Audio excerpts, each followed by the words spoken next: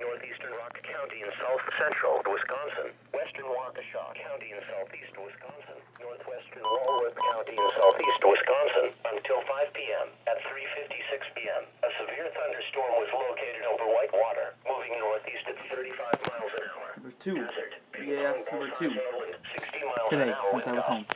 Source, radar indicated. Impact, people and animals outdoors will be injured. Expect hail damage to roofs, siding, windows and vehicles. I don't know if you guys can see, but clouds are thickening. We're under another severe thunderstorm watch. It expires in 7 hours. The original one went to 5.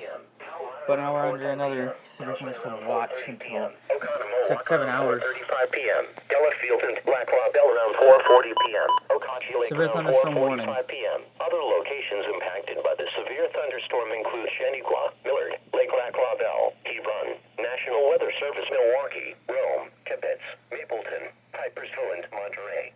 For your protection, move to an interior room on the lowest floor of the building.